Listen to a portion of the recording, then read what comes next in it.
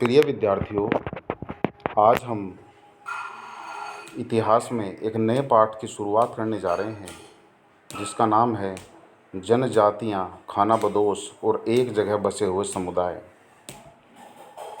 ये चित्र एक में आप देख सकते हैं जनजातीय नृत्य, संताल नृत्य, खर्रा। यानी कि ये वो चित्र हैं जो प्राचीन लोगों के द्वारा गुफाओं में बनाए जाते थे।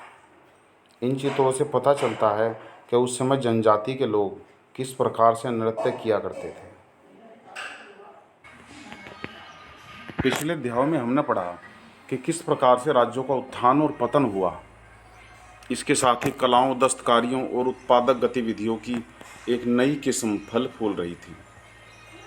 उपमहाद्वीप के एक बड़े हिस्से में समाज वर्ण के नियमानुसार पहले से ही विभाजित थे। ये नियम ब्राह्मणों ने बनाए थे और बड़े बड़े राजाओं के द्वारा इन्हें स्वीकार किया गया था। इन्हीं नियमों के कारण ऊंच नीच और अमीर गरीब के बीच का फासला बढ़ा। दिल्ली के सुल्तानों और मुगलों के काल में श्रेणीबद्ध समाज ज़्यादा जटिल हो गया था। अब जनजातीय समाज की बात चलती है। ये जनजातीय समाज अक्सर जंगलों में और शहर से दूर रहा करते थे। ये ना तो किसी ब्राह्मण की सुझाई हुई किसी सामाजिक नियम और कर्मकांड को मानते थे और न ही असमान वर्गों में विभाजित थे। इन्हें जनजाति कहा जाता था।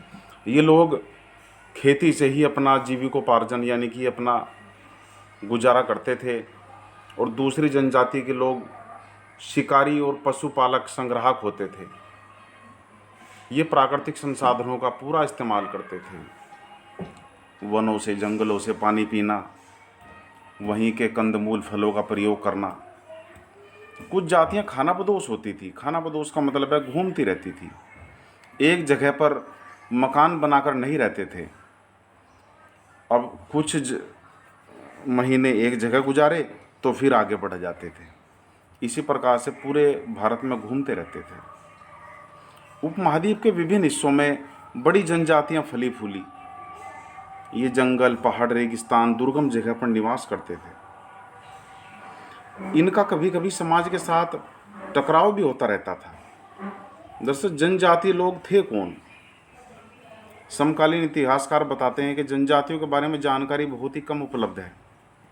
कुछ अपवाद को छोड़ दें तो जनजातीय लोग पढ़े लिखे तो होते नहीं थे, ना वो कोई ग्रंथ लिखते थे, ना अपने बारे में कोई ऐसी बात लिखते थे जिससे कि पता चल सके। लेकिन कुछ कुछ उनकी परंपराओं और उन सब के बारे में कुछ पता लगता है। जनजातीय लोग भारत के हर क्षेत्र में पाए जाते थे। कुछ शक्तिशाली जनजातियों का बड़े इलाके पर नियंत्रण था। जैसे पंजाब में खोकर जनजाति 13वीं और 14वीं सदी के दौरान बहुत महत्वपूर्ण थी, प्रभावशाली थी। फिर बाद में यहाँ गख्खर लोग ज़्यादा महत्वपूर्ण हो गए।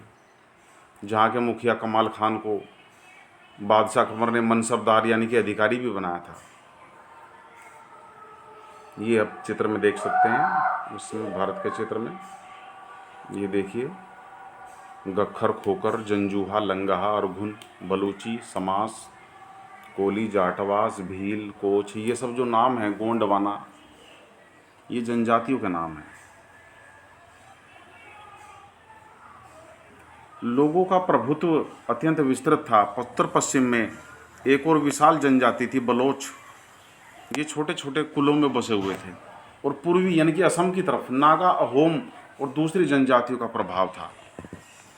बिहार, झारखंड में भी कई जनजाति थी। उनमें चेर जनजाति सबसे फेमस थी।